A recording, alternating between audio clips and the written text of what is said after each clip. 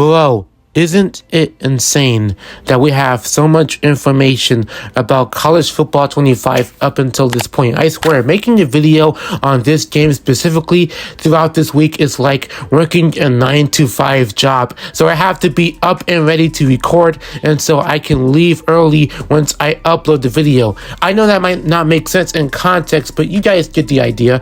Anyways, guys, today, here we are covering my most anticipated mode deep down. That is Road to Glory. Ladies and gentlemen, get your popcorn ready, sit back, relax, because listen, I have a whole lot to cover right now, but in this case of the video, I am going to just cover what I think are the most important aspects of Road to Glory this year, because from their website, believe it or not, they have tons of more info that I already read, okay? I just got through reading the whole thing just now, but at the same time, you can look at the website for yourself. I will have the link down below in the description, as always, so you can, get the gist of what they have in store for Road to Glory this year. And so, let me get this out the way right now. While I was reading the information they have for this game, if you're watching the screen, this is old footage from NCAA 13, okay? This was the last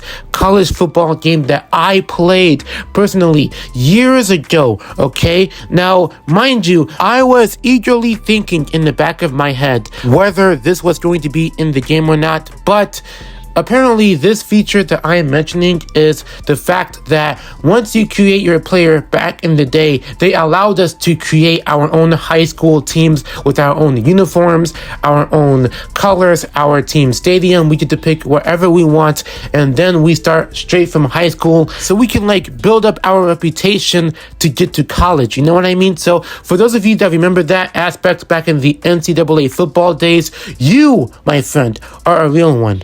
For real, salute to you. But as I was reading the website, once again, the info they had in the website, unfortunately, that doesn't seem to be the case, at least for right now, unless they have some more info for Team Builder, because I've heard the next deep dive, which is supposedly the final deep dive, they might reveal the possibility of having us to create our own stadiums, our own high school teams, and the like for our next deep dive when this is all said and done. I'm not sure. I doubt this will be a thing, but let's just cross our fingers, okay? Anyway, like I said, before I start, the link will be down below in the description to check out the rest of the info for yourself. But let's start with the Road to Glory, people. So, the first thing I've noticed while reading this is that you get to actually choose 4 different paths, okay? 4 different journeys to choose from. You have the elite journey, in which you can be an elite recruit, which is a 5-star prospect with the starting overall of a 79. I guarantee everyone is going to try to use this option to start off their RTG experience, or become a blue chip prospect to where you are a 4-star recruit with a starting point of a 75 overall, a contributor who is a 3-star prospect. I have no idea what the overall is, but apparently you guys unfortunately have to work hard to maintain that top position to be a top prospect later on down the road. And then the underdog, which is a true underdog story, as they call it. Those are EA's words. It is the hardest starting point to where you will see little playing time and have to earn every snap on the field. On top of that, your starting overall will be a 60. So this is the low point. This is where you have to start from the bottom and work your way up at the top, right?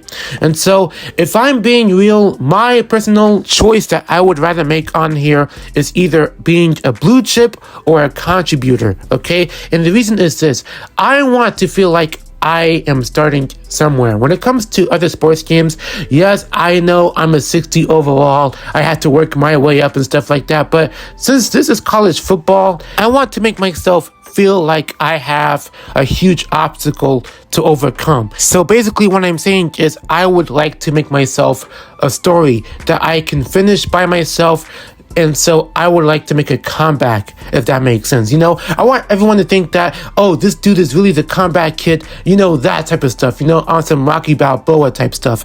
I know that might sound weird, but that's just how I'm feeling right now. So, of course, you get to choose any of the 4 paths here in RTG. So after that, you got 3 core mental abilities that are attached to your player that can be either activated or deactivated depending on how you play on the field. And so the 3 in particular are fan favorite, road dog, and clear-headed. Okay, now I'm letting all of you know off rip, I would choose clear-headed because I want to feel like a leader on the team.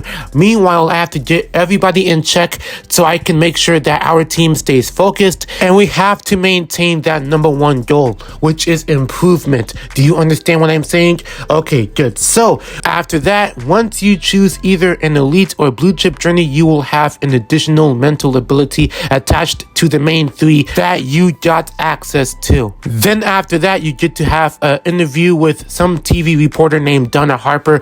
I have no idea why this is a thing, but it's college football, so I could personally care less about this, but I mean, it's in the game. So in this case, she's going to ask you questions and you have to choose a certain answer that will quote unquote determine your path on the road to glory, if that makes sense. And so past that point, we have weekly management, in which you get to have a weekly agenda where you manage your time on and off the field. You have to decide how you allocate your time among various activities and so on and so forth. Past that point, they mentioned something about having mini games in the training mode. And so you got 2 different mini games to choose from. There are the team mini games that involve you and the team to work together, and there are skill mini games that are focused more on your individual player skills. For instance, the Pocket Princess mini game involves you dodging projectiles and hitting the targets at the exact same time. You know what I mean? Or if you're just like me in this case, if you don't want to play any of the mini games, you can just, you know, simulate them. Okay, you can skip them if you want to. Just so you know, I on occasion do not have the time nor patience to put in playing mini games, and so I would skip them and I would still get points earned after, you know, the mini games, depending on how well I do either way. And Coach Trust, if you guys don't know, Coach Trust was a gameplay mechanic that was involved in Road to Glory back in the day. I'm glad they are putting it in a bigger emphasis, meaning that the Coach Trust system is actually going to be used a lot more frequently this time around in College Football 25. I like that. Then the next big thing that I've noticed while reading the info is that they have the academics aspect in Road to Glory. Basically, what this means is that you have test readiness, in which each week, by spending time on academics, you will be studying, which will improve your test readiness, and your GPA, which is of course your GPA, basically a reflection of your academic performance and is influenced by the results of your exams and quizzes.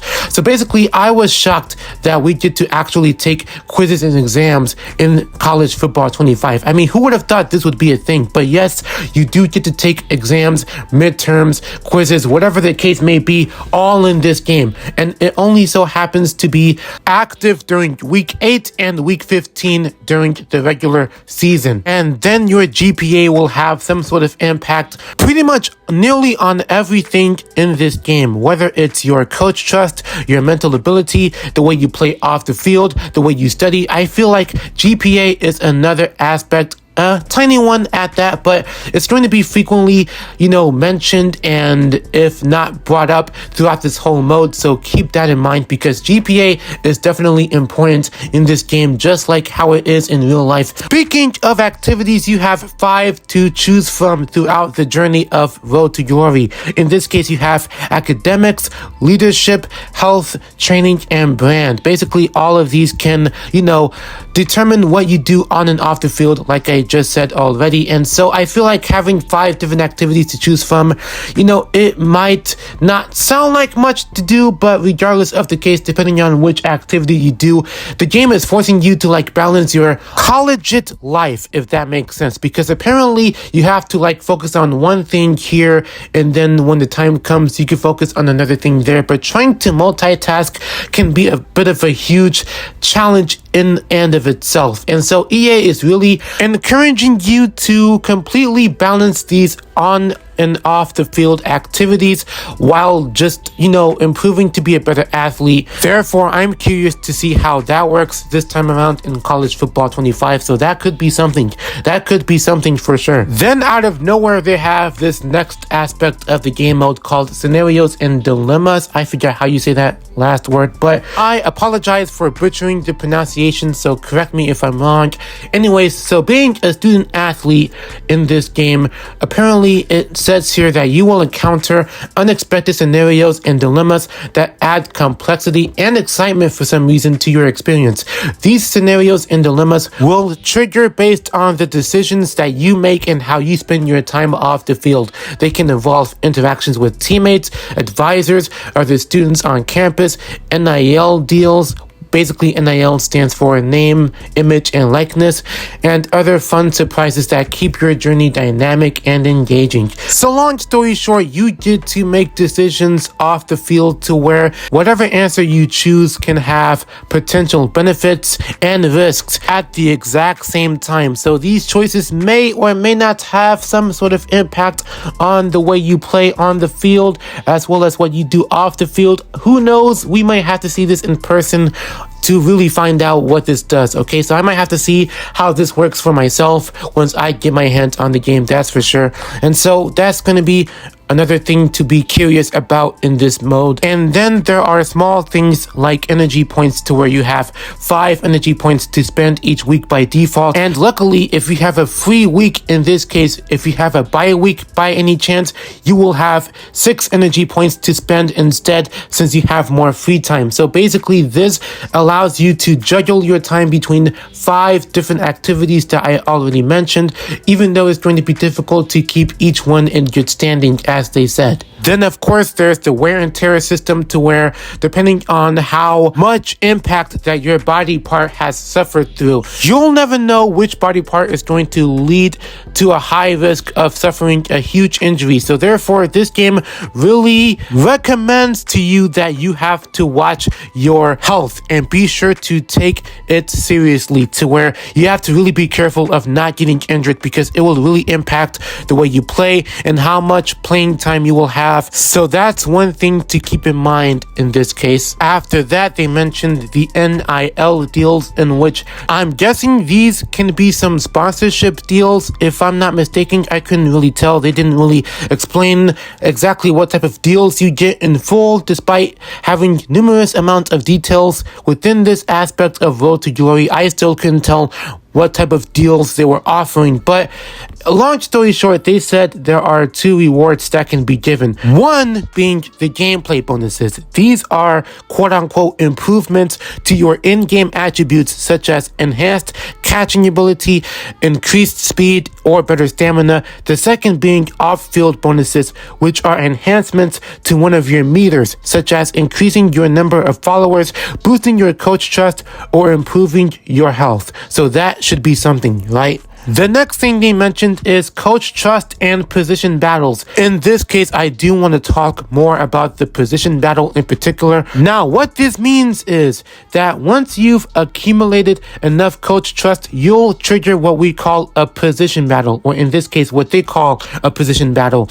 This is your golden opportunity to earn your spot on game day. Position battles are intense, and they task you with winning 2 out of 3 position-specific mini games, okay? So let's say you are a quarterback. Meanwhile, somebody else is also a quarterback, and you two are respectively earning coach trust, right? At some point, they are going to pit you two against each other to see exactly who will not only win more coach trust, but who gets to be the main quarterback of that team. So this game is telling you to fight for your position, because if you lose against the CPU, who is also a quarterback, chances are they will take your spot as the main quarterback instead, and you'll be some sort of backup. I don't know. I mean, look, I could not imagine how I would fight for my position against some other person. If I want to be a running back or a wide receiver for that matter, like if I lose this so-called position battle, I wouldn't be mad anyway, because I do want to work from the bottom and start, driving my way up to the very top. So it wouldn't be that much of a huge deal to me. Moving on, we got skill groups. So basically, a skill group